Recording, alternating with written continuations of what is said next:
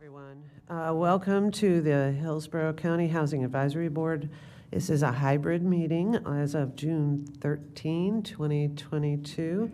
It's a little after 9 a.m. and I'll call the meeting to order. Before we get started, let's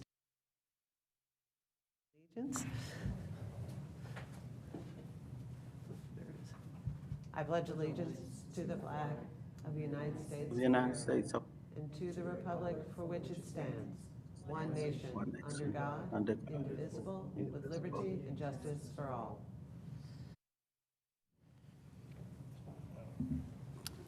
Thank you, everyone.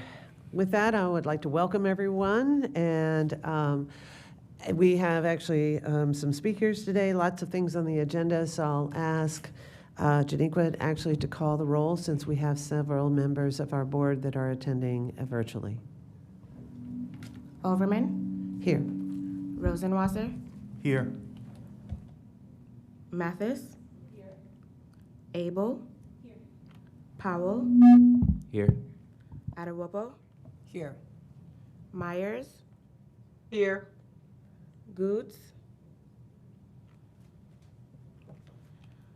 Karen Jackson Sims. Present. Sarah Combs. Here. David Hollis. Here. And for county staff, we have Cheryl Howell Here. and Nancy Takamori. Here. I also see that Dr. Strom has joined us. Yeah, so she's available as our advisory board member. Thank you very much, everyone, for being here today. The first item on the agenda today is actually public comment. Did we have anyone that signed up for public comment today? We did have one person, but I don't see them on the line. Who signed up? Brittany. Brittany, okay. Yep, I don't see her signed up virtually. All right, well, thank you very much. I appreciate that. Normally, we set aside 15 minutes for public comment, of which individuals are able to call in and participate in the meeting, and they have 3 minutes to provide us with guidance and input on affordable housing issues. With that, since we do have a quorum, the next item on the agenda is approval of the minutes for the May 9th, 2022 regular meeting. Move to approve by Mr. Rosenwasser. Oh, I'm going to screw it up every time. I'm sorry. Rosenwasser. Do I have a second? Second by Mr. Powell. Second. Okay, excellent. And if you'll do a roll call vote for us, please. Overman. Yes. Rosenwasser. Yes. Myers. Yes. Abel. Powell. Jackson Sims. Yes. Combs. Yes. Hollis. Yes. Adewopo. Yes. Motion carried. Excellent. Thank you very much. The next item on the agenda is the chair's report. I just have a few things that I wanted to bring the board up to date on, and then I have some questions that I would like to for future items to address. One, I want to thank the entire team, Cheryl, Nancy, and the incredible Affordable Housing Department for working so hard to get our community land trust up and running. We've been able to address and complement our affordable housing efforts here by creating a community land trust, and it'll complement the current housing provider system that we are working with and expand affordable housing opportunities while enhancing economic and racial inclusion efforts that may be oftentimes overlooked when we are seeing private housing development in our community. So it gives us another tool in our toolbox. Very excited about where we stand with that. And recently, I believe the board approved the establishment of it. We're in the process of adopting the corporation, the bylaws, and all that comes along with it. So yay team for getting that moving forward. The board has been, initial board has been identified, and I believe you'll find, it may be in our backup on one of the agenda items that are included in here where we approved the establishment of the Community Land Trust. The other items that are of note is that the legislature, now that the budget has been signed, the legislature did set aside, and the governor did approve, using about $100 million of the Sadowski funds to establish a down payment assistance program for our first responders. And the first responders definition is a bit broader than what we normally think of as being, just our law enforcement and our fire safety individuals. It has been expanded to many individuals in the healthcare industry and the education industry. So what we'll be doing, I hope locally, is providing a link to make sure that those residents that live and work in Hillsborough County that are in a position or desiring to purchase a home have the tools that they have available to help with the down payment assistance that's available through this program. It's a state program, but it is ministered by the state, but it at least will, with our financial partners, provide a significant down payment. I think it's up to $25,000 to help assist with the down payment and other costs associated with purchasing a first home or home.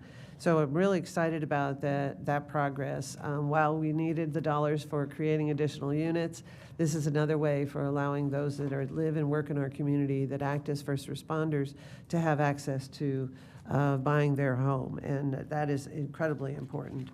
The ratio of the numbers, too, are a little bit higher, if I'm not mistaken, than what we have within the current HUD guidelines and first-time homebuyer programs. So it is a nice way of helping those individuals that are positioned well, if they're able to find a home to buy, to purchase a home. Now, with that in mind, I'd also like to address the fact that we've gotten, many, many properties. We've talked about having the board approve, which did happen, approve properties that we selected last year, be moved into a position and targeted for affordable housing. The board still adopts that process of any surplus properties going into the Affordable Housing Department's inventory of properties available for purchase or development, rather, by either whether it's single family or multifamily, to allow those properties to be prioritized and prepared for RFP to builders or home builders to allow those properties to create additional inventory and diverse inventory here in Hillsborough County. So I'd like to I know we have in our backup a significant list of 30 active projects that our contracts team are working with in order to create additional housing. I'll bring that to your attention, and actually that is part of our agenda later, where we'll go over all of those projects and where they are. But what I would like this board to consider is, we are in the process of developing recommendations to the Board of County Commission in many different ways. One, and how we, make a recommendation that those properties get added, evaluate those properties to make sure that they're appropriate for affordable housing given our priorities, and as well as possibly being able to offer some guidance to our selection committee when RFPs are issued. And I think that's something that we haven't done in the past in order to identify opportunities for prioritization for affordable housing efforts.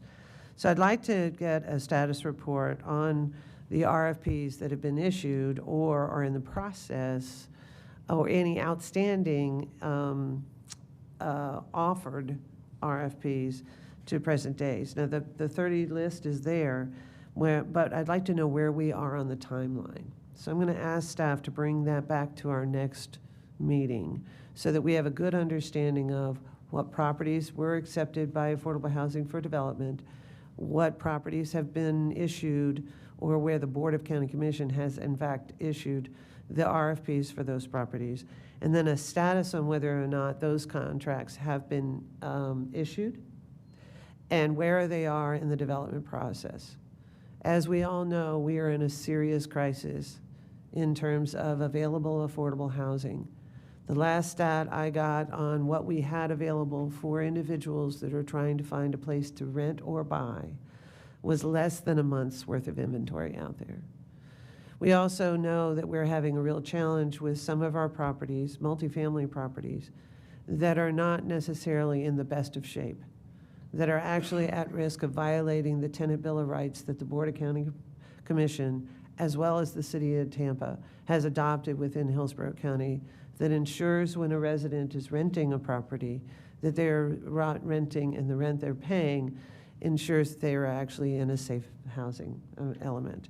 I've been working very closely with the Department of Business and Professional Regulation that oversees multifamily housing, and we're working very closely with them and code enforcement on ensuring the properties that people are paying rent, or they're using their housing benefits, or they're using their emergency rental assistance to help them stay in stable housing, that we want to ensure that that stable housing is meeting our fair housing and safe housing standards. So with that, that's taking a lot of my time right now. But with that, we also need to know how are we addressing the need for inventory? Because what I see as an economist, one of the few ways that we can address the fact that rents and home values are increasing at a very rapid rate, and I think we're number 3 or 4 in terms of highest increase in property values and rents in the state of Florida, and the state of Florida is leading the nation. So we are in a delicate situation, and one of the things that I believe we can do is to accelerate the inventory list. And so that's our job in terms of really advising the board on how do we do that. And so I'd like to specifically know how many projects we have in the queue, and we have part of that in this report. How many have been approved and are not yet approved, but what's the next step? So how many properties did we approve in our inventory last year? And how many of those where in either RFP has been issued or it's going to be issued, or what's our calendar look like as far as getting those approved? What dates were the RFPs approved? How many units will be dedicated to each RFP? And then who are the parties involved, and what dates were they selected, so that we can recognize who our partners are in accelerating the creation of units. And then the date of the RFP selection meeting, so we can look at the timeline to see if there's any resources we can bring to either our affordable housing development partners or our affordable housing department to help accelerate this process, because without that information, it's going to be very hard for us as the advisory board to make recommendations on how to get the job done. That's primarily what I'm focused on and would like to see come back to this board. We've gotten a lot of good data on what the board's approving, but what the Affordable Housing Advisory Board is offering as advice on how to help our department and our efforts be best delivered to the residents of Hillsborough County and to the community as a whole, and to the development community that's partnering with us on building housing units. I think this is one way that we can at least see where we are on a regular basis and figure out how we can best address those issues. One other element that I wanted to bring to the advisory board's attention is the Hillsborough County Advisory Board, the Hillsborough County Board of County Commission is in the process of updating our comp plan.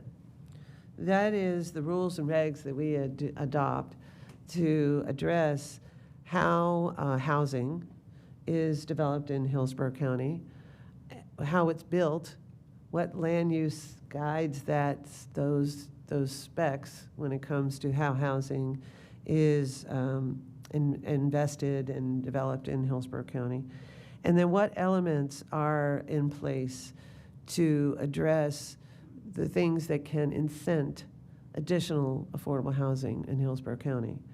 So the housing element of the comp plan is, as I mentioned, in the process of updating. We're targeting for early this fall to adopt the new housing element. And given that it's important that the county and the cities work together on issues associated with identifying transit emphasis corridors, potentially addressing possible inclusionary zoning or incentive zoning or other policies that the Board of County Commission can adopt, not only on a locational basis, but how that is included in our comp plan and our plans. Looking at land use, density, parking minimums, and accessory dwelling unit policies that possibly would be included not only in our comp plan, but also in our land use policies. And the city has its challenges, given the density that's required there. The county has its challenges, given where property already exists and what areas that need to continue to grow within the urban service area. So the scenarios may be different, but the goals are the same. How do we go about creating that incentive? So given that the board is going to be addressing these issues, I think it's important that our Affordable Housing Advisory Board bring together those stakeholders to provide guidance and recommendations to the Board of County Commission as the element is targeted for approval this fall. So I'd like to look at ways that we could identify within our schedule an opportunity to really have a workshop on that issue, bringing the planners and the land code folks together to really talk about how we can address densities, parking minimums, those kinds of things that each of our different stakeholders will adopt within not only their comp plan, but also their land use. Because as we've discovered, it's really critically important that we look at the things a little differently than what we've done over the last 20 years. And those elements are oftentimes opportunities, but also barriers to creating additional units when we have such a need for them. So I'm going to ask Janiqua and to work with Ms. Howell on taking a look at our calendar and identify a time where we can establish a workshop for having a robust conversation. We'll have to have a public meeting, but we'll have, and we may, actually in this particular case as a workshop, we'll invite the professionals that are doing that work to the table so that we can really look at ways that we can encourage affordable housing and make recommendations to the Board of County Commission. So if that's something we can do in the future, that's really where I want to focus our efforts as a board. We also saw that there was some legislation that was passed this year that allows local governments to accelerate the process of approvals of projects by making the comp plan and the land zone changes or any amendments necessary for affordable housing projects. So that's another opportunity in the work that we're doing where we can ask for assistance from our Board of County Commission on considering certain lands that have come into the surplus where we may accelerate that process so that we can increase units at a faster rate. So that's really what I wanted to bring forward today, and make sure that the board had an opportunity to either offer guidance or recommendations on what that looks like. And with that, I'll open it up to any questions or comments, and then we can move on to the next item on the agenda, which is our director's report. Mr. Powell, you're recognized. Thank you, Madam Chair. I wanted to ask, in sort of conjunction with what you were just talking about, when we have in our agenda here, like agenda items that have been put on the board's consent agenda, do you think that it would be possible for these items to come before the advisory board before they're put on the consent agenda to be able to weigh in? Like, you know, is that maybe like what you were thinking about? And I just want some clarification. And if not, to ask if that could be done. Yes, that's exactly where I'm going. Frequently, the agenda is put together rather rapidly. And so to your point, you know, it ends up on the consent and then it just rolls through. And we haven't actually identified those issues or those opportunities. And that's why I was asking for the status report, because that'll give us an idea of what's coming to the consent agenda so that the board could actually offer a support letter or a support effort or bring back comments that the board should consider. And that would give some guidance on whether or not it should stay on consent or whether it should go to the regular agenda for the board's attention. Because I do know that our board, the Board of County Commission's board, you know, is concerned about where we are in terms of affordable housing. but they may not always have all the information they need when they're making decisions, when it's either on consent or on regular agenda, in order to be able to offer some guidance on how we move forward. So I do believe that that may be an opportunity, but logistics will need to be worked out with, with the Affordable Housing Advisory Board and with our directors. So that's part of the reason why the status report would give us a clue on how easily or how difficult that would be. Thank you. Yeah, I just love to see that happen. So Yeah, me too. that would be amazing to to be able to weigh in on some of these things before they go to the consent agenda. And I think it'll help us that are on the board and others in the community to have a little more transparency on what's happening, and so that way we can weigh in on that. So thank you for that. Thank you for those comments, and I appreciate that. And that's kind of where I'm going. Did you have a question or a comment? Sorry. I do have a question. Thank you much, Madam Chair. Thanks a lot for the rundown of your aspirations and what you see coming up in the horizon. I want to make a quick comment that I do love the idea of workshopping around what are the potential practical solutions to addressing this extent issue of housing shortage by including all other stakeholders. I also want to emphasize the fact that there's possibly several entry points for really changing the direction, and I don't think this is going to be a one-click, one single approach, one cap fits all to be able to solve a problem. And there's a time component to that. If I could ask you, Madam Chair, are there any other leverages? Because I hear your clarion call to the advisory board to say that we need to be providing an advice, or it would be great if we could provide advice to the board regarding steps to take, and maybe areas to change, tweaks to make to eventually address this extent housing problem. Do you see any other entry point? You've already mentioned the densities changing, potential to change densities, maybe changing the land use code, and maybe other practical aspects. But 2 days ago, I was listening to I think I was reading a newspaper, and I really saw that it's not just a problem of densities and code, it's also the problem of, again, maybe we're bored of hearing that, the supply chain issue. Builders are not getting materials. And I just kind of place that side by side with the baby formula issue that the government quickly swung into action to, deploy some channels to eventually ramp up production and be able to address the issue. The question is, are there potential leverages like that exist, under the purview of Hillsborough County, or even maybe at a higher level, to be able to accelerate or address this problem of shortage of materials that can support builders, partners to I guess ramp up the production of more units and be able to help us get to a more healthier state in terms of the housing condition in the county. I agree, and that may not be part of the comp plan and land code conversation, but it can be definitely part of the conversation we have here. And I think we're going to hear a little bit of that today. So yes, it does need to be part of that conversation. And I would like to see that be something maybe we would ask, additional presentations to give us good guidance on it so that we can make those recommendations. That's an excellent idea. Thank you very much. Ms. Mathis. Yes, thank you, and good morning to everyone again. Thank you for your report, but I want to ask a question on the first item you mentioned about the $100 million for our first responders. You said it would also include healthcare workers as well, that you may be sending out information as far as an application or anything like that we can give out. Do you know when you'll have that available for us? I don't know that I can provide applications. Okay. But the what information. I'd like to do is maybe see if our communications department can create a link or to the actual site where the information can be found. It's actually in the legislation, so it's in the budget item. But of course, that's always fun stuff to read, right?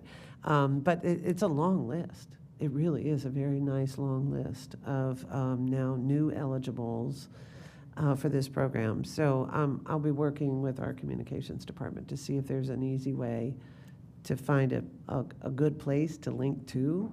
And if I'm able to find that, I've just read the legislation, so It's, but there are sites there are websites that now that I believe can provide some good supportive information. And as soon as we are able to find that, I'll get that sent out to all the board advisory members. Thank you. Any other questions before we move on? Madam Chairman? Yes.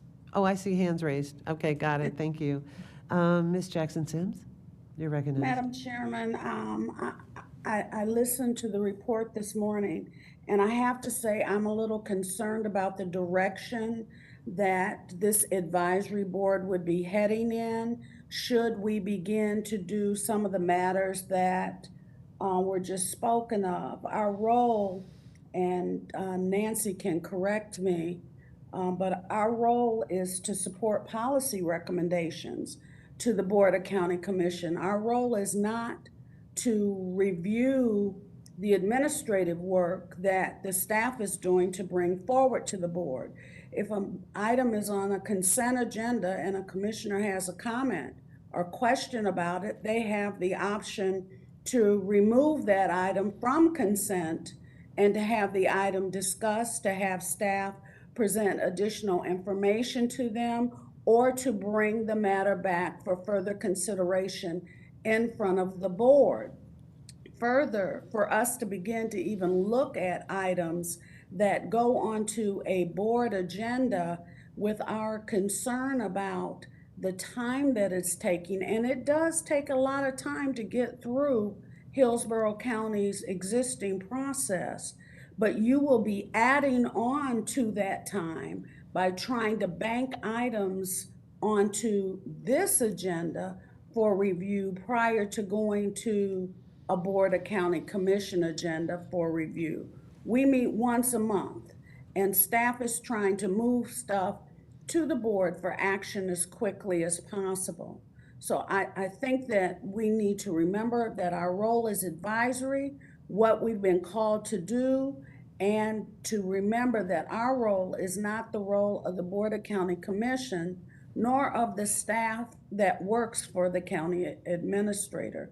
And I would ask this board to please consider the negative impact that you can have on all of the developments, the additional time that it would take in light of the federal requirements for timely expenditure of funds.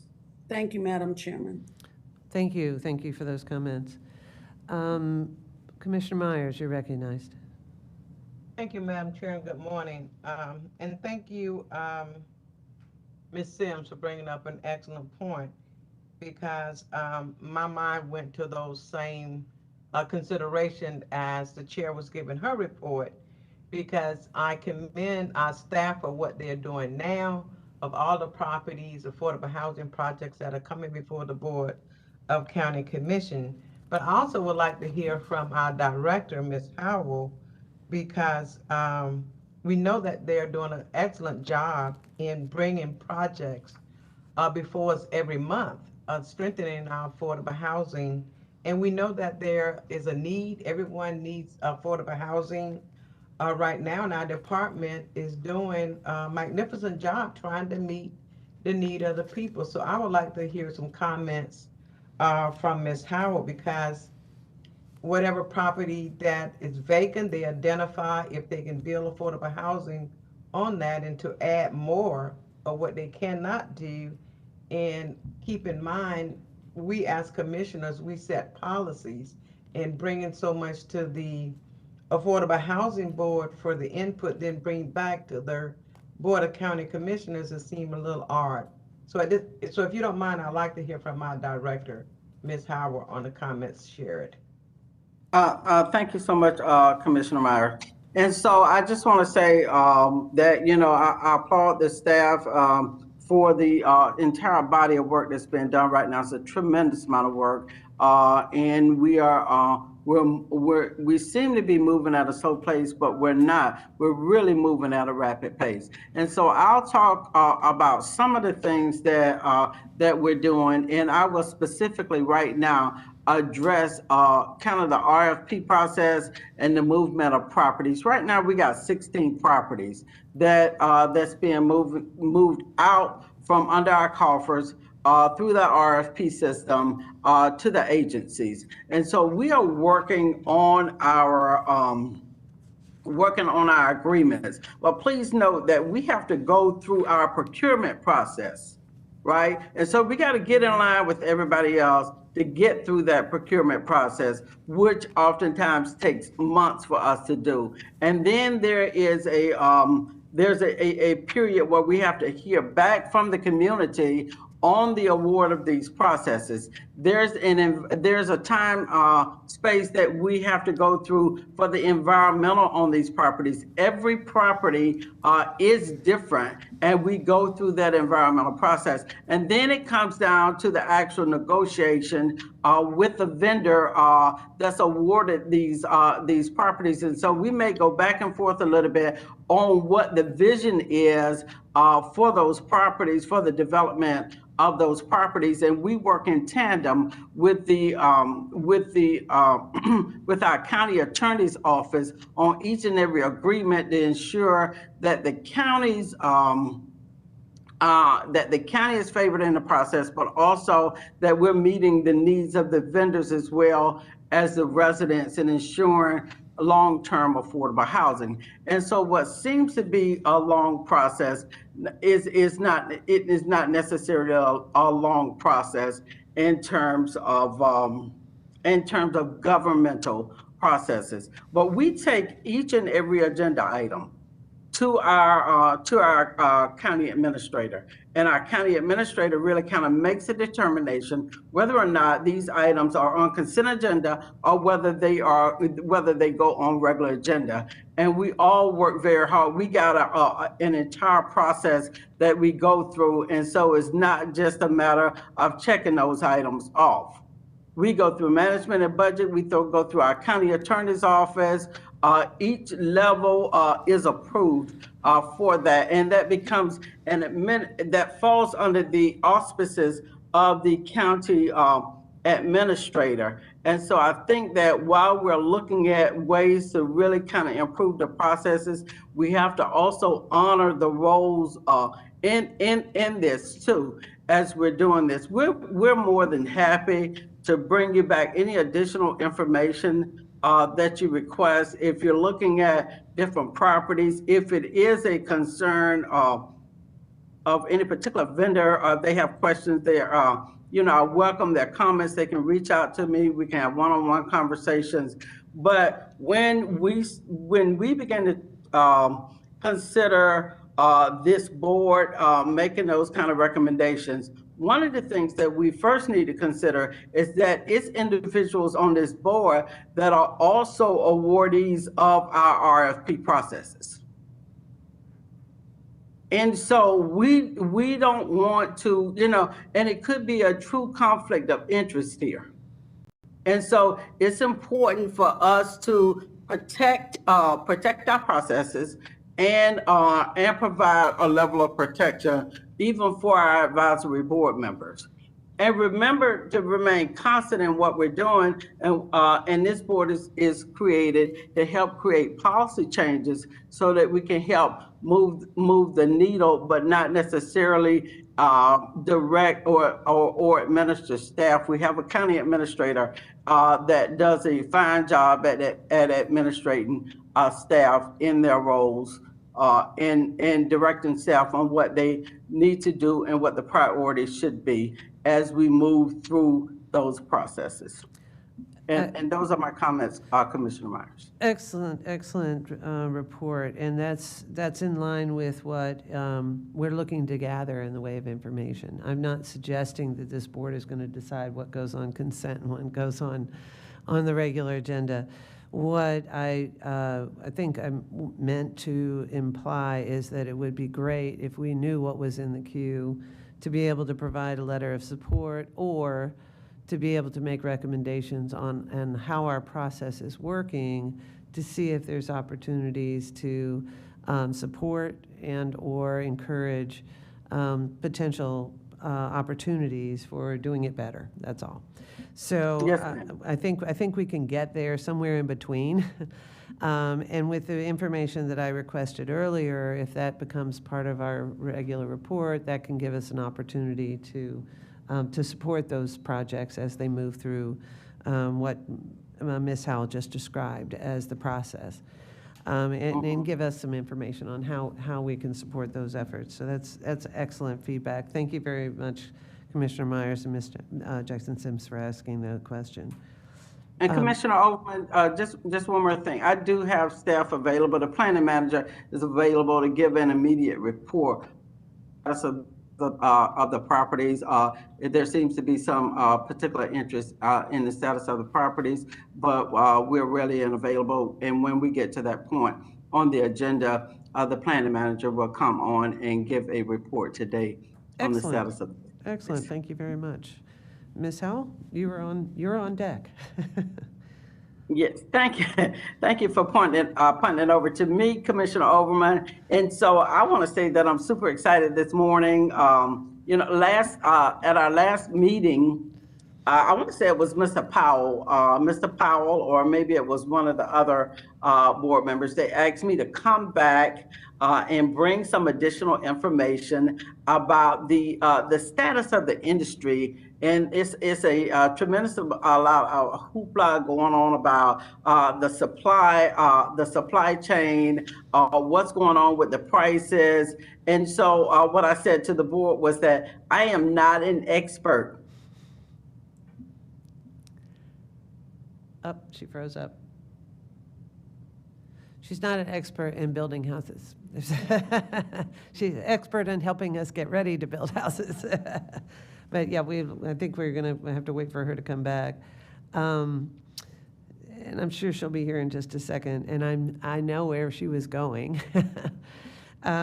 She is actually at the point where she's bringing up the building industry report. And with that, we have a guest here today that's going to be providing us with guidance on what the building industry has done. Ms. Jennifer Motzinger is the Executive Director of the Tampa Bay Builders Association. If I got that correctly, that title correctly. And she's here to give us an update on what we were kind of asking about. Where are we in the pipeline? What are challenges you were asking about, Mr. Adapo, that we need to address, and how can we be of assistance in providing any kind of guidance or recommendations as it pertains to the housing industry. Ms. Motzinger, you are recognized. Thank you very much. Thank you very much for inviting me. My name is Jennifer Motzinger. I'm with the Tampa Bay Builders Association. It is my honor and privilege to be here today. I've been doing this work for 17 years, and my association represents home builders and people that do business with home builders in Pasco, Pinellas, and Hillsborough counties. And if somebody would be kind enough to bring up the presentation, I see everybody's got it printed, but I have it on my phone. And thank you very much. So next slide, please. So yeah, everybody's talking about the same thing. You know, housing affordability is absolutely at a crisis level. Just a quick sidebar. Tomorrow I leave for the National Association of Home Builders Legislative Conference in DC. And at the top of my report that I got for this morning, we are sitting down with the HUD chair to talk about housing affordability at a national level. So it's not just here, it's everywhere. And yes, we're going to have to make some changes, but I feel very confident that working together, we will be able to do that. So with that, next slide, please. Or next page, okay. So I wanted to give you guys just a little bit of an overview about the housing market here last month. So this is a report that we get every month, and even though there's certainly some signs pointing to the housing cooling a little bit, I really don't believe that. I think that's more of a supply chain issue. My builders are telling me that you can only build them so fast. So, and we do have a lot of supply chain issues. So even though this technically says that The housing market is cooling a bit. Here in this particular market, I would say that that's probably not the case. You're going to continue to see a lot of people want to move here, and a lot of people want to make this their home if it's not their home already. We have sunshine, we have Tampa Bay, we have a lot of great things, and we have a good quality of life. So those are all good problems to have. Next slide, please. So now we're going to get into some of the challenges. And let's just talk about the elephant in the room. Inflation. Gas prices are now $5 and up. There's no question that that's affecting affordability for everybody. Every family is impacted by things that are outside of our control. Inflation is a huge piece of that, and that dovetails into our industry as well. I'm not going to bore you with a lot of these slides that are graphs, but just take a look at the next couple of them, and then we'll go to the slide that says challenges in home building. That will be 2 slides up. And there it is, supply chain issues. And the amount of time and labor that it takes to, there's only 4 components to building a home: land, materials, labor, and regulations. So we can't really do anything about the land prices other than changing our land development code. We'll get to that a little bit later. But there are definitely some concerns, and this is just what our home builders are telling us are their major concerns about 2022. And it's very, very similar to what we were facing last year. Just another quick sidebar, I haven't been in this building since 2019, and a lot of things have changed. I used to come to this building almost every day. And, COVID hit, and we all thought in the industry that we would be shut down. We were deemed essential, and thank goodness we were, because the busiest we've ever been in the history of home building has been right here in this area for the last 2 years. So even though these challenges are real, like I said, we still have an awful lot of demand. And we have been at a deficit in home building probably since the 70s. So we've got a lot of inventory issues. Like the chair said, there's less than a month of inventory. That you're not going to make up in a year or two. You're just not going to make it up. So there's a difference between affordable housing, and that's a lot of what this group is talking about with the projects that you're working on, but making housing more affordable is a different conversation altogether. Next slide.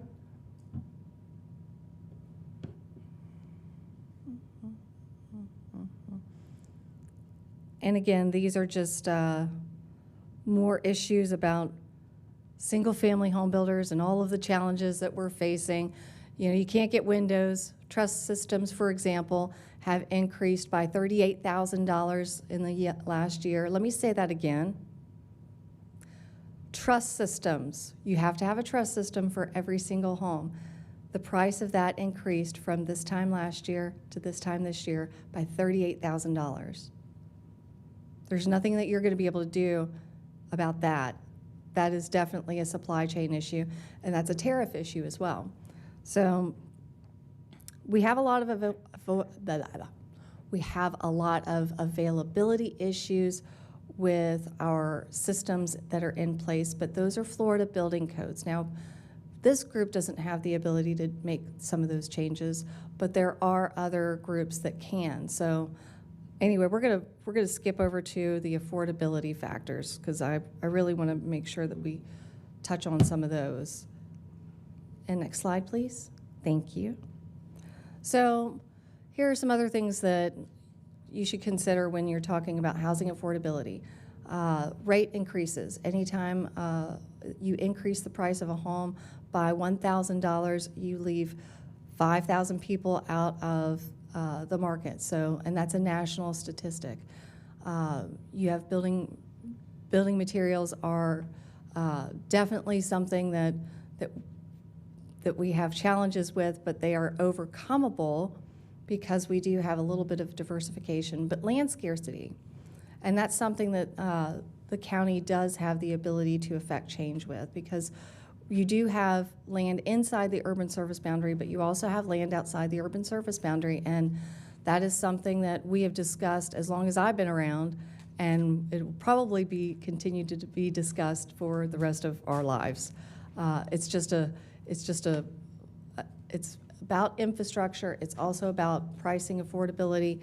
And the reason that so many of my members have worked in master plan community development and for so many years is because the land is so much cheaper. It's much cheaper. I know this sounds crazy, but it's true. It is a lot easier to develop outside the urban service boundary, bring in all of the utilities and infrastructure necessary, and provide a product that is more affordable than developing in the urban area where you have a lot of environmental issues, you have a lot of NIMBYism issues, not in my backyard, we don't want to see change, things like that. Everything costs money, so when it comes to housing affordability, I think this group does need to take a closer look at the comp plan and look at some of the things that you can do. And even if you just do an inventory of how much it'll cost the average developer to develop within your own code book, your land development code, your comp plan. Think about what it costs to just do landscaping and the things like sidewalks. And I mean, it's all great stuff, but if we're really going to start looking at housing affordability, those are important conversations for these groups to be having. Just consider those costs when you make your decisions. Next slide, please.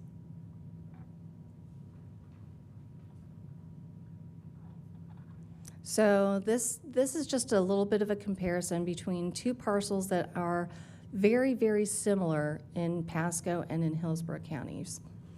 And again, we're going to look at infill.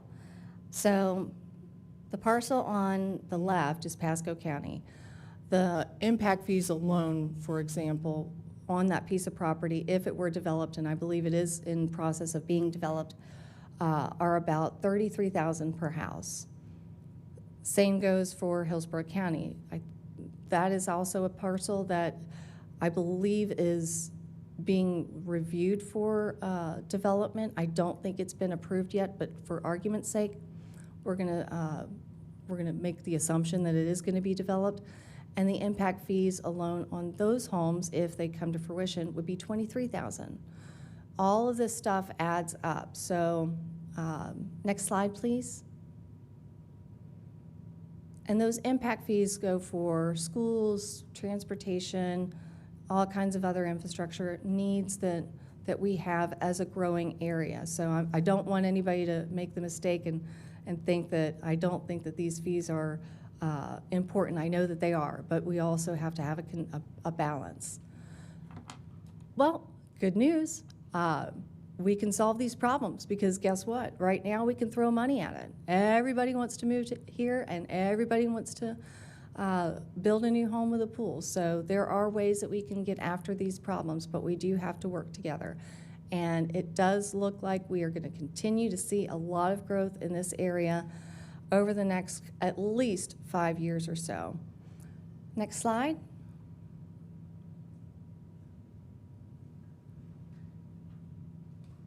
And of course, go Bolts.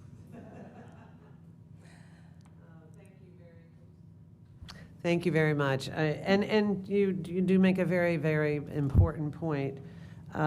We are seeing living in the Tampa Bay area being the best place in the world to live. So we have created a great opportunity and a challenge in that process.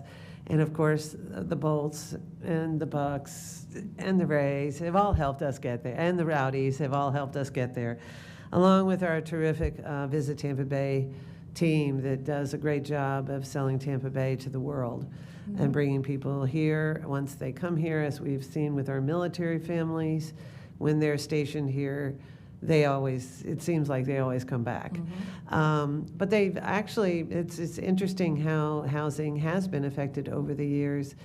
you know, over the last 2 decades, I suppose it's been, when was Fishhawk originally About started? 25 years ago. About 25 years ago, right. And, you know, what happened, if I'm making some assumptions here, but I think this is what played out, is that as Fishhawk was developed, many of the realtors and the builders were very focused on the military that we're living here. The housing stock is in line with what the military is typically looking for families, because it was right in line with that. And we got a concentration of military families that live in the Fishhawk area. The challenge is they don't leave. So there's not a rotation, even though there are orders for every 2 to 4 years for new military families to come here. So I have the pleasure and the challenge of working on McDill's affordable housing task force, as they are looking at the fact that there's limited resources for the junior servicemen and women that have orders to be here and are having difficulty finding housing that they can do with the base housing allowance that they have available to them. But they, for example, have also a travel allowance. So they can use carpooling. So working on how we partner with the industry for looking for a space where we could build a more targeted military housing community. Won't necessarily be an affordable housing in its traditional sense of being tied to transit and other things that we have in place, but still could be doable, and a project to make sure that those individuals that are asked to move here, not ready to buy their home, but could potentially purchase a home, but is definitely looking for a rental property as they fall in love with the Tampa Bay area and then want to buy a home. Those are opportunities that we can work together with the industry as well as with our employers for building what's traditionally called workforce housing, but also is being impacted by the lack of affordable housing in our area.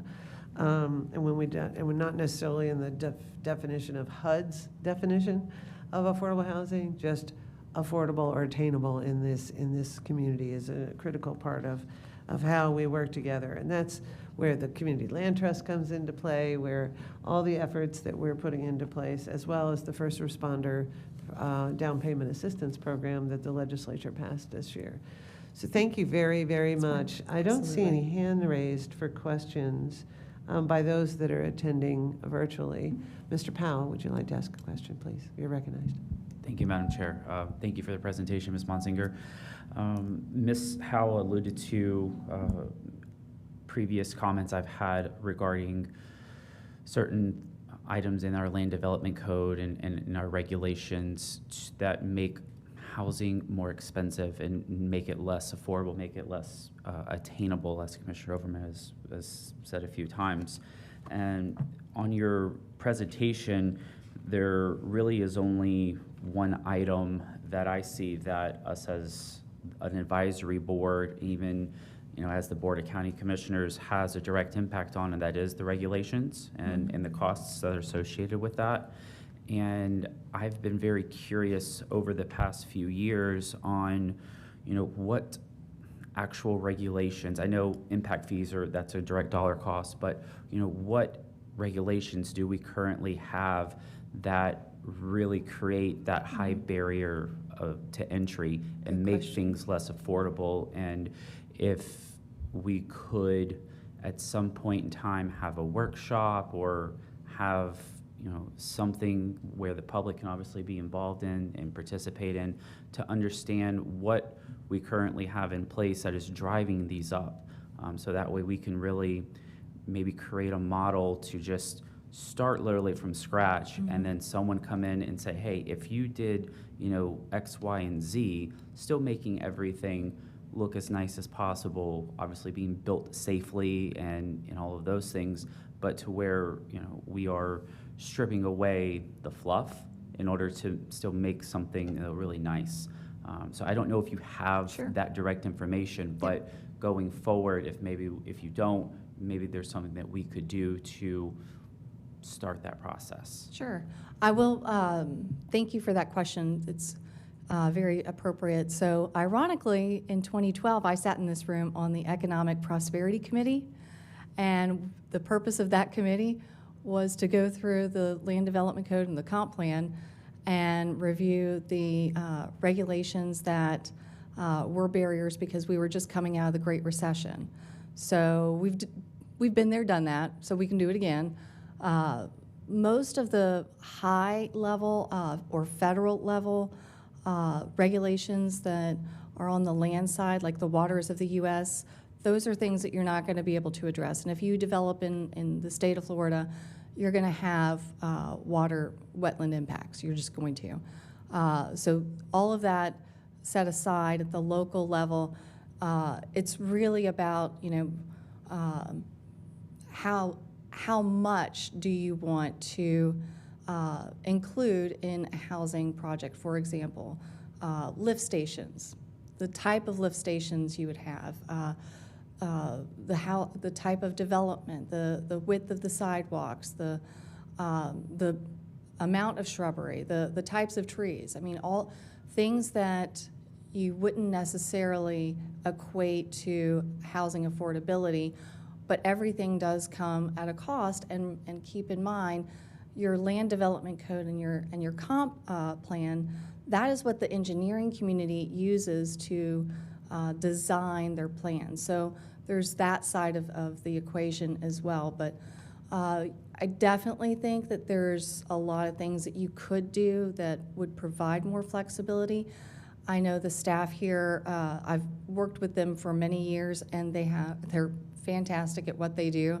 And it's just a question of where do you lean in and you try to do something that is reasonable in the essence of the law, or do you lean back and be very protective about the regulations and making sure that whatever is built is sustainable for a period of time. And that's something for you guys to consider as well, because remember, these are homes being built, and we have to be realistic about our expectations. And what does that look like? I would, again, back to this NAHB article, the number one thing that would address affordable housing and get more inventory is retrofitting existing homes. And that's something that a lot of communities are looking at, but there's really not a huge incentive for local government or private sector to get involved with because of the regulatory constraints. Mm-hmm. Thank you, Jennifer. Excellent. Mr. Rosenwasser, you're recognized. There was a report, I think it was a 2-hour special on the cost of housing on TV recently. I saw it. And it concentrated a lot on the southern states as well as the western states where earthquakes and basically hazard areas, whatever you want to call them. And they talked about a lot about the use of foam, how it would reduce the costs because of the cost of lumber, how appropriately using it with reinforcement and stucco or concrete over it, that it would substantially reduce the cost of housing and yet still meet the wind loads that are required. What are you seeing as far as that being done in the Tampa Bay / Florida area? It's not possible. You have to change the Florida building code in order to allow those types of systems to be put in place. Modular housing is and that is what we refer to as modular or prefab. And there are different systems available, from the type of plumbing to your truss systems and other things like that. But you would have to change the building codes in order to do that. And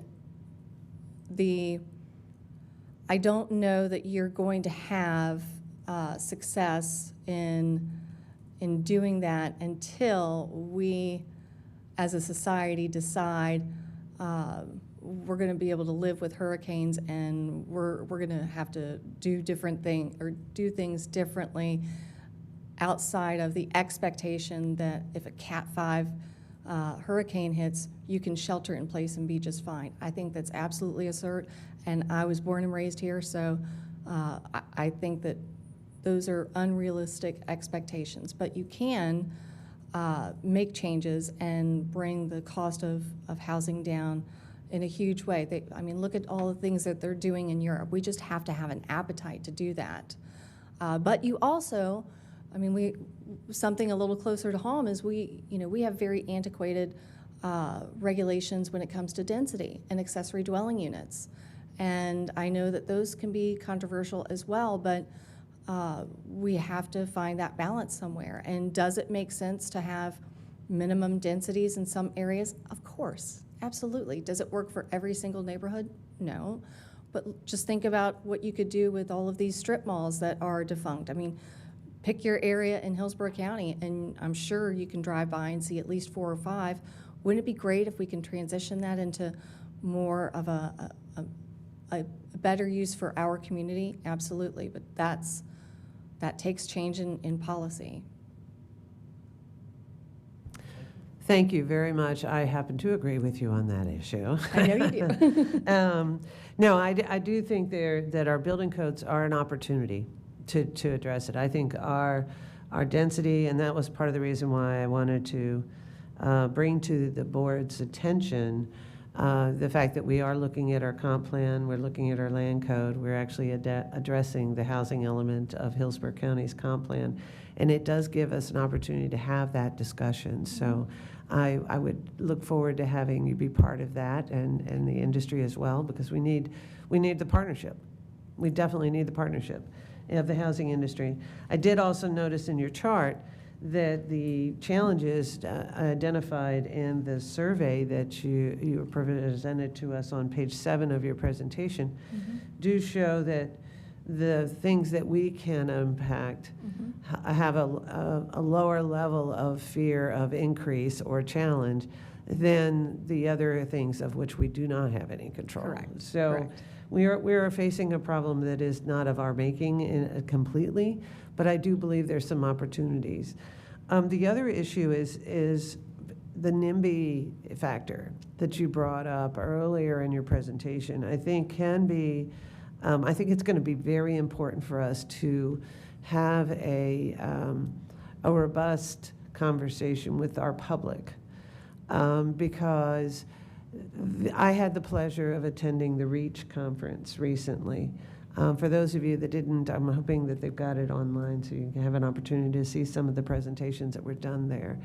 At the tail end of that conference, there were 3 or 4 affordable housing developers, the home builders, that were building multifamily properties. And it was very clear, and we have experienced that here in Hillsborough as well. It was very clear that if you just saw photos of these properties, you would have no understanding or no expectation. That is what many people think of when they're thinking of affordable housing. That unfortunately, they still have the mindset of the 30s, 40s, and 50s, stacked buildings in terrible repair, although we do have those in our area that are in need of some attention, and we're working on that. But there is, whether it's 100% affordable housing or the combination of market rate and affordable housing allocated units within a complex, these properties are beautiful. They were absolutely beautiful. And that's what we need to make sure that when we're talking with or looking at seeing a project approved, that we work with the Board of County Commissioners when they are looking at these projects, when we're anticipating a NIMBY sort of approach to it, that we help people visualize what's possible so that we can take that stigma off of the table. But the other piece of NIMBY that is occurring now isn't necessarily about who's going to live there and what it's going to look like. It's what the traffic is going to do. The new NIMBY factor is the lack of infrastructure in Hillsborough County that will add, more people in that area. And consequently, we're getting a congestion NIMBY response with any multifamily, whether it's affordable housing or not. And so what's coming to the table in November as far as addressing our transportation needs and where we build and how we're looking to build and how we build communities will play a part in addressing those concerns. So pay attention because how we address traffic, how we address transit and resources, and how we address our congestion and moving traffic through have become an element of NIMBY in the effort to build additional units in Hillsborough County. And so we need to pay attention to that element as well. But thank you very, very much for your presentation. I appreciate it. Thank you. Ms. Howell. Yes, and thank you so much, Jennifer. And to the board, we heard Jennifer speak about the laws, the lumber, the land, and the labor involved in housing, period, not just affordable housing, and the fact that we have been behind on building housing units since the 1970s, and so it's going to take us a while to be able to catch up. In the Great Recession from 2008 to 2012 certainly it didn't help in that process. And so I want to talk about a couple of things as we move forward on the agenda. We have the CLT update. We are prepared to take the CLT agenda packet to the Board of County Commissioners on June 15th and have that move up. We've chosen an initial board, made a recommendation for an initial board for the CLT. So I look forward to working with Ms. Motzinger and with Dr. Strom, who sits in an advisory capacity on the AHAB board, and we have a couple of other members as well. We have 4 members recommended to be sitting on that board. And the CLT really was not a canned effort, and so the CLT in Hillsborough County is going to look different than it looks in other counties. We're looking to complement the housing supply providers that we have, not necessarily replicate that. And so that will help to build up the capacity in some areas and create affordable housing in areas, sometimes on smaller lots than what it would take to develop a typical multifamily housing unit on it. And multifamily will be an area of emphasis for us as well. And so if you've taken a moment to look through your packet, you'll see the recently approved BOCC agenda items in there. And so we've been hard at work getting items approved, moving things through the system. Please note that during these times that we have faced and our vendors have faced significant challenges with our housing supply issues. Some of them are waiting on windows for 3 and 6 months. Trusses. We had one particular organization waiting on a piece for the fire system in their building that took months for it to come. And there's one more thing I want to talk about that's going on in the system, and it's an issue of priority. So many of our private companies are paying are paying to get in the front of the line. And so we're working with a small vendor or a nonprofit organization. They don't have that money in their system to pay to have that kind of priority. We can't incentivize it in our system either when we're looking at the highest and best use, and we're looking at, adhering to cost measures and so on and so forth. And so that really kind of puts them behind everybody else that's in line as well. And so that's a challenge that we're dealing with within the system right now. And so, when I look at our market and I see homes right now that 10 years ago, they're selling for $300, sometimes $400,000. today, and they certainly wouldn't have sold for that 10 years ago. They may not have even sold for $100,000. It says to me that we are in a significant crisis. We are not alone. I'm speaking to people all over this country about things that they're doing. I had an opportunity to participate in a regional meeting that was held. I want to say it was held about a month ago over in the Clearwater campus at the economic development site. And so everybody kind of came together and talked about all the different things that they were doing for affordable housing. But I want to share with you that we were able to check every single box. We're doing shared housing, youth aging out of foster care. We're addressing ADUs where we can, increasing the area of for living for individuals so that we can expand multi-generational living. We are doing everything that we can do, working with the Planning Commission, working with Adam Gormley's group for land development, so that we can just tighten up and improve our processes so that we can better provide for the needs of our residents. And now we get to our affordable housing services Ms. Howell, report. I have Yes. to actually Yes, ma'am. add to that. I wanted to help you to understand, I was at that conference. And in Yes. speaking with the developers or the builders in that area, when we were talking about, what can communities do to improve their abilities, the moderator was like, "Oh, you're from Hillsborough. You guys are doing everything right."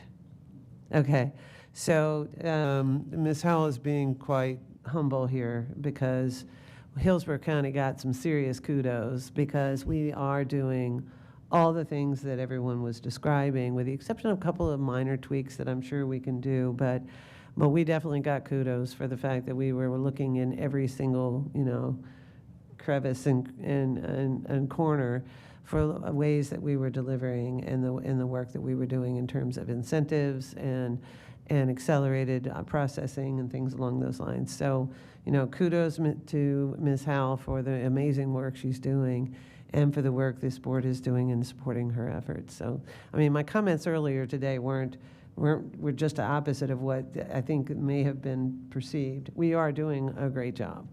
And I just want to make sure that we're giving Ms. Howell all the resources she can garner so that we can continue on that path. But there's other, as we heard earlier, in comp plan and land use, that were recommendations that we heard at that conference that I think we could have a conversation with and to move other partners in this forward to create additional units going forward. So Ms. Howell, kudos to the great work that you're doing, because we did get recognized at that regional conference. That was the REACH conference I mentioned earlier today. So thank you so much for the good work you do.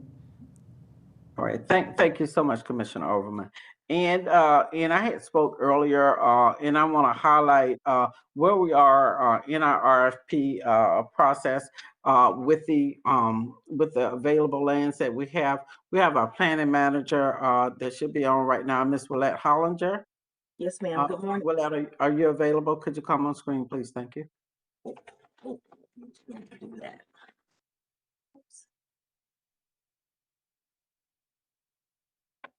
I'm not. And Willette is going to be bringing you the report in regards to where we are with our land disposition.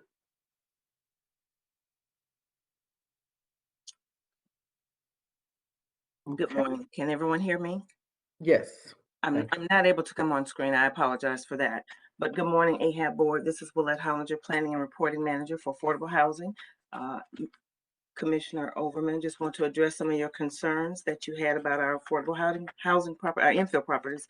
Currently, we have about 49 properties in our inventory. The RFP process takes approximately 60 to about 180 days to complete. We work very closely with procurement, our legal attorney, Ms. Takamori, and management and budget. It can take, we begin with finalizing the draft to publishing it in Oracle, localizing, advertising our local ads, vetting to the public, vetting the applicants for eligibility, management and budgets, fiscal analysis, evaluation committee scoring, underwriting, environmental review, and then again, Ms. Takamori assists us with the crafting of the agreement to go before the BOCC. And as Ms. Howell mentioned earlier, we did do an RFP. We currently have 16 parcels of land being crafted behind the scenes for an agreement.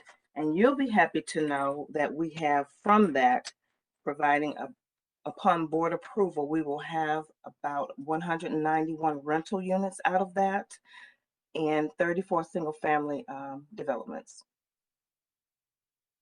Could you repeat that? I'm sorry. What was the last part of what you just said? So total of the 16 properties or parcels that we'll be conveying, we'll have 191 rental units and 34 single family developments. 34 single family homes, I'm sorry. Excellent, thank you.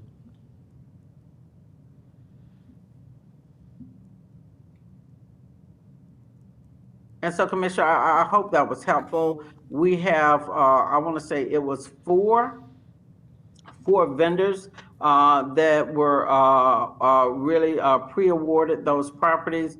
We had Sarah Combs with University Area CDC for the Lockheed Lane properties. We had Sean Wilson with Blue Sky Communities for the Town Center properties. We had Habitat for Humanity for the early property, and we had East Tampa CDC for the Knoll Pine Way properties. Excellent, thank you. Mm-hmm. So as part of our agenda, you've listed, we've got 49 properties in the RFP queue, 16 properties that are at the RFP stage. How does that relate to the page that lists the 30 active projects managed by the contract team? They are, these properties are not on that list because they're not actual agreements yet. So once we go into agreement with the vendor, then we'll begin to list those as projects in there. Excellent, excellent. That helps. And so oftentimes when we do a pre-award, we'll do a pre-award and you won't see those projects listed on that list of projects of ours until we have an executed agreement. That's when that's what prompts those projects to move from one space to another. Okay, great. Thank you very much. Board, are there any questions? Mr. Powell, you're recognized. Thank you, ma'am. I just wanted to ask what members were submitted for the Community Land Trust to be on that board? It hasn't been approved by the board yet. Right. But it is in the backup for the BOCC meeting for Wednesday. Oh, it's in there? Yep, it's Okay. it's in there. Ms. Howell, would you like to review the framework of the board and those that have been recommended so far for approval on Wednesday? Mm-hmm. I sure would. We have our very own Professor Strom that sits on the AHAB board in advisory capacity, but also we're hoping that the board will approve her to be able to sit on that CLT committee. Professor Strom has over 30 years of experience in the affordable housing industry and in researching, and can bring a tremendous amount of value to the process as we're beginning to build the meat around CLT and the operational efforts. We have David Alonia. David also has over 30 years of experience in working with land and in the development industry. David currently works with Tampa Housing Authority, has just done a tremendous amount of development over the years in the multifamily and also in the commercial arena. We have Jennifer Motzinger, who just spoke to you from the building industry. And so we thought it was equally important that we have somebody who was on the board, who understood not just the industry, but understood this market as well. She is truly entrenched in this market, and I believe that just her body of work and knowledge and insight will bring a tremendous amount of value to the process.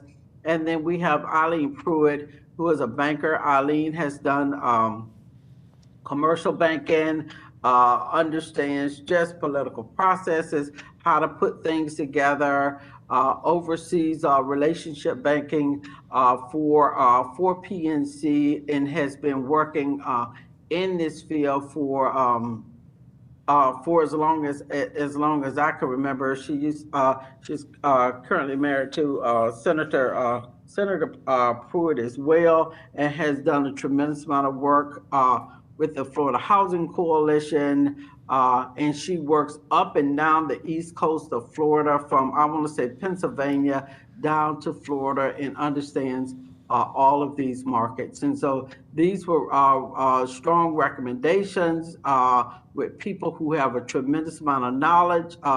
Eileen is also based in the Tampa Bay area as well, and just has a tremendous amount of knowledge and a real passion for helping people and for affordable housing. Mr. Powell? So there's just going to be 4 people?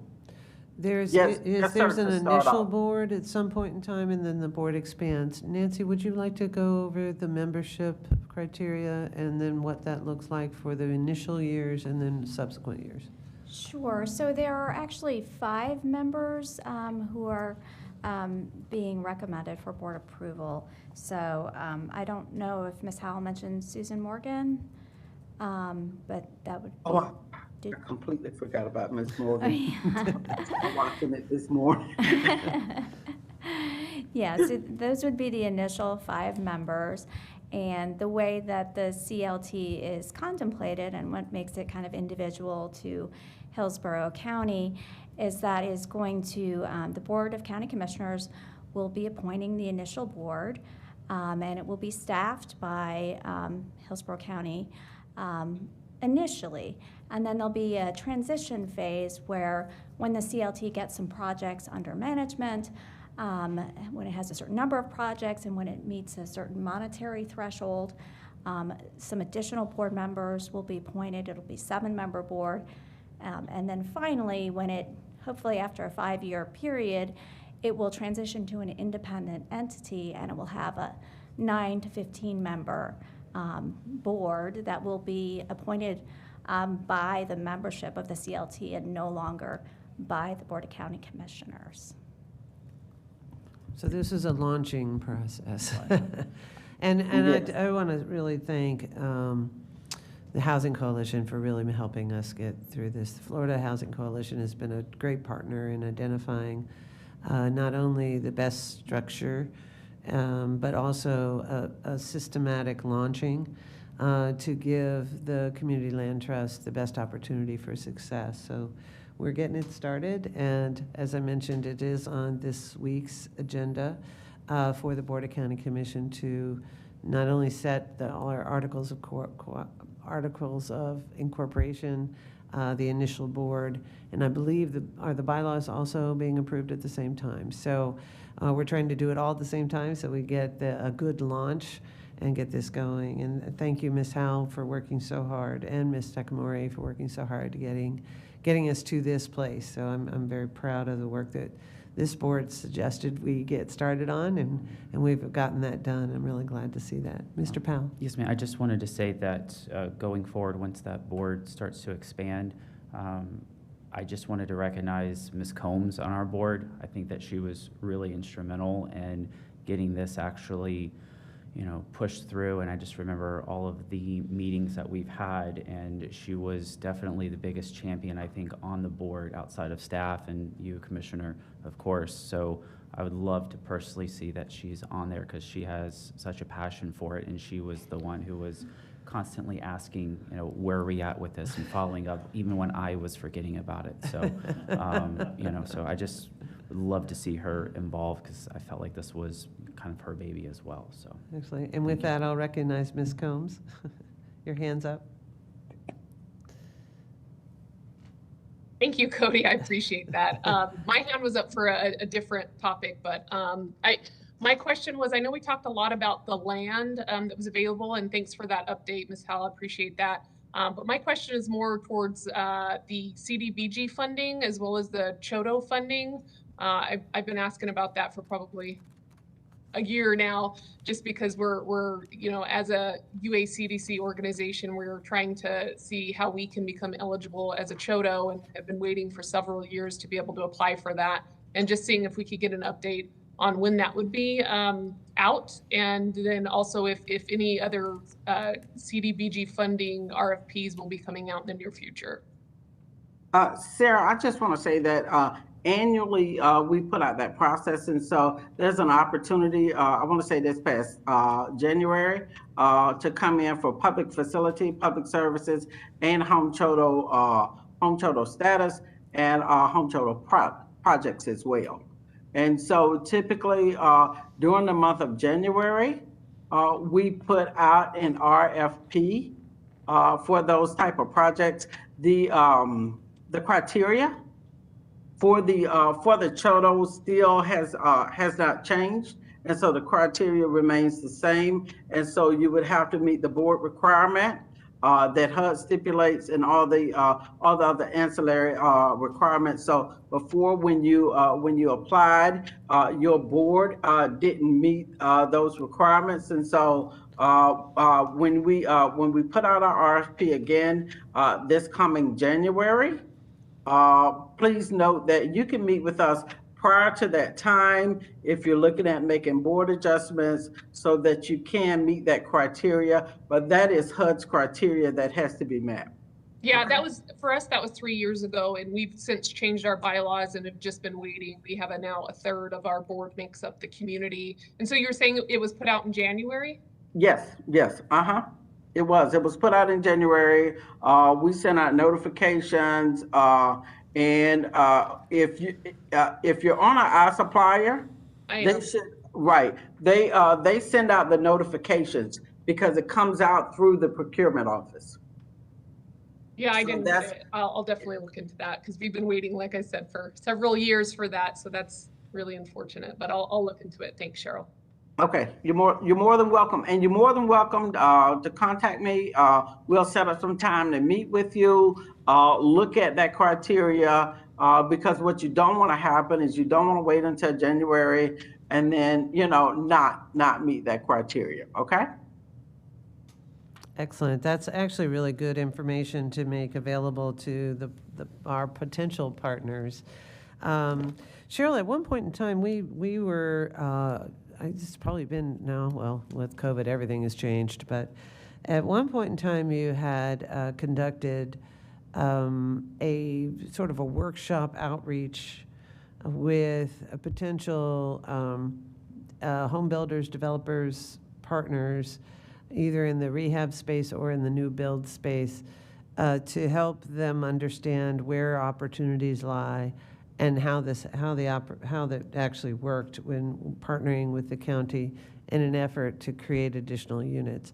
I know you have your hands full right now, but is that something that's still on your possible to-do list to assist us in gathering more partners in this effort, or can we figure out how we do that in the event that there is an opportunity there? So, Commissioner Overman, let me share with you. I am currently doing some work kind of on the back end with Florida Community Development Association and an organization located in the Delaware, Maryland, Virginia area to design a cohort program for small developers. And we're hoping to be able to get a very large organization or company to come in to support and back that program so that at the end of this cohort program that these small developers will have capital so that they can do projects. So, most of the time it's not the will and it's not the skill that prevents many of the small developers from moving forward. It's simply not having access to capital.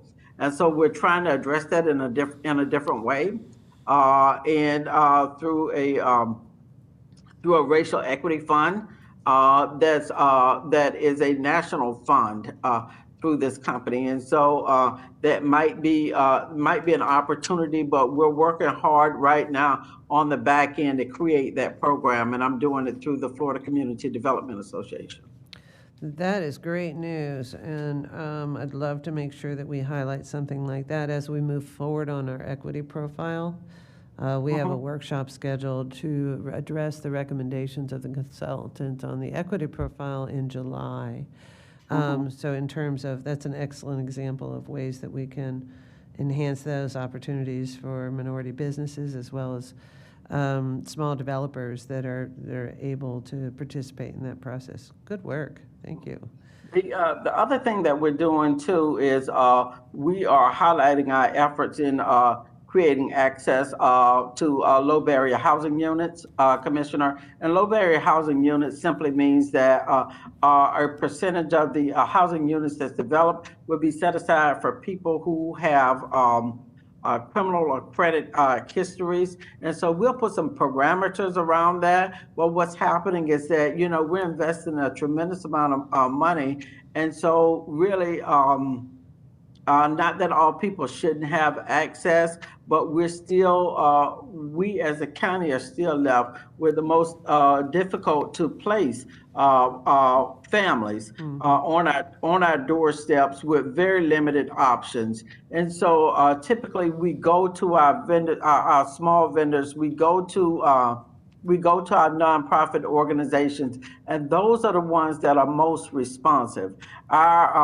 Our vendors that we work with that have national property management companies, they have things in place and just are really kind of inflexible in that process. And so, what it says to me is that it matters who owns the housing and who really has a true stake in the community and looking at serving the larger of the community. And certainly we are very, very conscious about doing this with some parameters around it. But as things unfold before us, what we're looking at is that people with any kind of credit blemishes or people with an eviction on their record simply being unhoused, and that's unacceptable, and it's something that we really have to get out in front of. And so we're working on that right now, Commissioner. Thank you for that report. That's very, very important. The Tenant Bill of Rights does something. The Housing Stabilization Eviction Mitigation Program also helps making sure that residents have access to legal support when they're challenged with either being evicted or losing their home or finding difficulty in negotiating with their landlord in order to create stability in their housing situation. As we've seen, we now have, properties that are not in adequate shape, that are in our community that do need to have a spotlight, shined on it in order to make sure that the housing that's being offered is important. But we also know that we have individuals that have housing vouchers, whether that be military base housing vouchers or whether they are, HUD housing vouchers or senior housing vouchers, that are having difficulty utilizing those vouchers because either the rents are so high or there's still an element of discrimination that goes along with it. So, and as Ms. Howell mentioned, our partnership with Tampa Hillsborough Homeless Initiative, and other partners that are looking for housing for very difficult populations, whether that be domestic violence victims, whether that be human trafficking victims, whether that be folks that are coming out of our legal system. You know, the recidivism rate that we find with those that have come out of the prison system is enormously high. And especially in Florida, but specifically, there is an issue here in Hillsborough. And our sheriff is working very hard to help people get on, you know, a good path when they come out of from being incarcerated. But if they don't have access to housing, that's the number one factor. Lack of transportation and lack of housing, stable housing, is the number one factor when it comes to whether or not they're able to stay free after they've served their time. And I appreciate Ms. Howe's efforts in working with identifying low barrier housing units. And it's pretty obvious that we're seeing a challenge across the board. Even in our military families.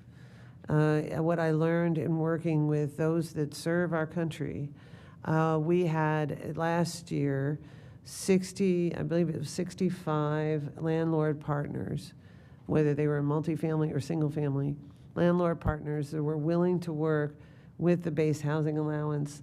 They waived some of the requirements. They were able to provide housing. That number's in half this year. They've lost half of the landlords that are willing to participate in that program. I'm sure we've seen a similar decline in the number of landlords that are willing to participate in our housing subsidy programs. And so we do need to create opportunities as much as possible and stay focused on that in order to make sure that there's some equity in the way that we are able to provide housing in Hillsborough County. Thank you, Ms. Howe, for bringing that to our attention as well, because I think that's an important element of how we focus and what we can do to encourage landlords to work with those individuals that work and live in our community and are providing an opportunity to add to our overall economy. But they end up being a drag on the economy when they can't find safe housing. And so that's an important element of what we're doing. Ms. Howe. Yes. And so that completes our Affordable Housing Services report in terms of the federal, state, local grant updates. I do want to update you that we just received notification last week that we are, Hillsborough County will be receiving $11 million in grant funds from our state SHIP, our Florida Housing Finance Corporation.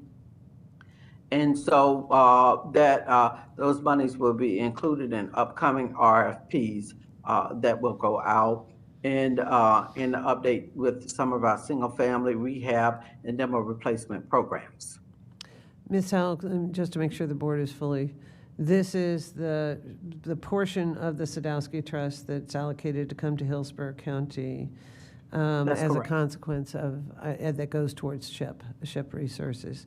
So that's what we receive of the revenues that we send to the state. We receive about 11 million back, and I believe the city of Tampa is getting around 5 or 6 million. Yeah, about 4 million. About yes, 4 million. Okay. So a total of about 15 million of the 315 million that we send up, we get 11 million back, and that's awesome. That we at least, we're seeing a higher level than or about what we saw prior to the COVID, so that we'll be able to put that to good use. Mm-hmm. And so with that, we're going to see a significant increase in our DPA amount simply because there's a significant need, and so we're increasing that amount right now to $25,000, and so it would be in alignment with the Housing for Heroes program at the state. And so we have included in our plan that we can go up to $50,000, and so it gives us some flexibility to administratively move those or increase those dollars if the need speaks to it. Excellent. Okay, you do have a copy of our monthly newsletter. I encourage you to take a moment and just read it. We try to highlight at least one of our nonprofits monthly on the good work that's being done out in the community. And also you have our calendar of events. We have this month right here, I want to say we have Florida Home Partnership. Next month we have Enterprising Latinos. Let me get down here to, yeah, we have Catholic Charities Las Villas. That was a conversion of that old Quetty Cara Motel down in the Ruskin area. It doesn't create a whole lot of units, but what this does is it speaks to, first of all, what could be done with the conversion of an existing motel, but it also helps to support housing for people emerging out of homelessness in the south part of the county. And I want to say the opportunities down there are very, very limited. In July, we have our ribbon cutting with Enterprising Latinas and the Waimama Opportunity Center. And if you haven't been down to Waimama lately, I encourage you to do so. Enterprising Latinas is doing a fantastic job down in that area, and they have been one of our partners since really I began here at Hillsborough County. And so I took a real liking to that area, and they're doing some great work in that area. And then our August will be our Arbor Place Apartments, and that's with Volunteers of America. That is really going to be a great project. They do a very, very impactful work in our area, and so proud to be working with them. And then finally in September, we are going to be doing another Catholic Charities project, which is Mercy Oaks. It's a 20-unit apartment located up off of Florida Avenue. And really, I want to encourage our AHAB members to come out to some of these ribbon cuttings and really celebrate the organizations, what they're doing, and celebrate really your efforts in supporting projects such as these. We all kind of feel a little bit discouraged, as things just come upon us, and our partner organizations feel that as well, and I'm sure you do from time to time in your job positions and just trying to do things to help the public or trying to make a difference where you are. So I just want to encourage you to come out and show up for the process, show up for the organizations that are doing such great work in the community. And with that, Commissioner, I want to say that that completes my report, and I want to send it back over to you for future business items. Excellent, thank you very much. I did have an opportunity to go visit, or actually do an interview at Mercy Oaks. It's in the process, got a chance to walk through a couple of the apartments. It's going to be so awesome. So I'm very excited about that project and seeing how it's developing over time. We originally had that to really talk about timelines and supply chains. That project was actually due to open. We had it on our calendar for opening in February. So given supply line and workforce, it's due to open up in September. We're looking forward to that, but it's coming together really nicely. So it's exciting. We got a chance to actually do an interview regarding the limited resources that were out there, out there for renters, and where we are with one of the stations, and they chose to meet me there. In addition to that, with the neighborhood conference, the annual conference of neighborhoods, I did the interview welcoming announcement there at Mercy Oaks too, to really celebrate all the good work we're doing here. Cheryl, the one piece that's missing that I don't see, we don't have a meeting in July, but then we reconvene in August. When is the annual affordable housing? I don't see it on our calendar, and it's not mentioned here, and I don't have my phone with me to bring it up. The Florida Housing Conference? Yes, ma'am. the Florida Housing Conference is in late August. It typically is in that last week of August, and it runs through Labor Day. I don't have the specific dates in front of me. Janico, do you have those dates? August 29th, is that right? So, me see. can you turn your mic on, Cody? 29th through the 31st. Yep. 29th through the 31st. Okay, great. Thank you. So I find the website, Florida Housing Coalition Annual Conference. I highly encourage all you board members to go. You get a chance to hear great ideas. We get to brag about all the wonderful things we're doing, and actually do get an opportunity to meet others in the industry. Not only the builders, developers, housing builders, ideas, some of the things that we would be discussing in our workshop when that comes together. So I highly encourage you to take a look at that, go there. It's relatively reasonably priced. It is in Orlando, correct? It is. It is. And as an Affordable Housing Advisory Board member, if you let us know that you'd like to go, or you confirm that you'd like to go, then we will we'll cover the cost of the conference and the hotel room. So there's little barriers to entry there other than your schedule. I happen to be on vacation that week, and I'm turning around and coming back. So, but I think it's an excellent opportunity to really highlight where opportunities and challenges, and you never know who you're going to run into there. So it's a super conference. I've really enjoyed it in the past.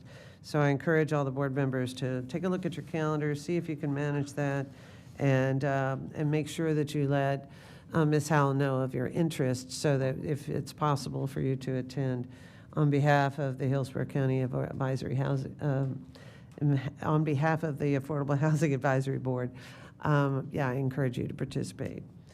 We got that conference, which is the FHC conference that's in Orlando, and that is the end of August going into first part of it, September. And then we have the FCDA conference, and that conference is going to be right here in Tampa, but we'll be paying for your registration for that conference as well. And so it'll give you an opportunity to link up with other developers, other providers, and it'll also give you an opportunity to see what some of the other areas are doing and make some comparisons. And I want to say, I encourage you to make those comparisons, and you're going to come home happy, really, with what we're doing here in Hillsborough County. And if you run into any new ideas or things that are going on, we want to hear about them. And so I'm always looking for new ideas and new ways of bringing great products to the residents of Hillsborough County. So, Cheryl, do you have that date as well? Yes, that'll be September 27th through September 30th. And it'll be right at the Westin Hotel. So, and I want to say that link will be up sometime this week for registration. Great. Can I ask Jadinqua, could you assist us in sending an email out with the links to both of those conferences so that folks can check it out and that would be terrific. Thank you. We'll send a link out, and so I want to encourage you for the Florida Housing Coalition. If you have made a determination that you'd like to go to that conference, we're going to be really pressing on you to get that information back to us soon so that we can pay that early bird special and help save the county a couple of dollars on that one. So, okay? Excellent. Okay. Are there any other future business items or old business that we need to address? Not that I'm aware of, Commissioner. Anyone else? Nancy? All right. Ms. Sims, your hand is raised. Jackson Sims? Madam Chairman, could you place it on our next agenda to give us an update on the efforts that you were working on the courts? Kenneth and Johnson Court? Oh, We right. spoke about it in our last meeting. Right, yes, I can bring an update to that, and we'll put it on the agenda. We are seeing significant, finally, some significant progress on dealing with the Silver Oaks Kenneth Court property. I'm working with the Department of Business and Professional Regulation, the code enforcement, and city representatives to try and really find a better solution there. However, you may have seen in the newspaper or news reports that they failed their inspection process. They have a score of 57 C asterisk, which is not a good score. It's actually failing in unsafe housing. And so we're working on trying to find solutions for those that live there and hold the property owner and the property manager accountable. So I will come back to the next meeting. It won't be, since we don't have a meeting in July, it'll be in August. But hopefully by then we'll have additional progress and processes in place to be able to address making sure that the housing that's being offered to those that have housing vouchers or housing benefits available to them have a safe place to live. So thank you very much for bringing that to our attention and for the request. Any other issues? And with that, seeing none, the meeting is adjourned. Thank you so much. All right, thank you.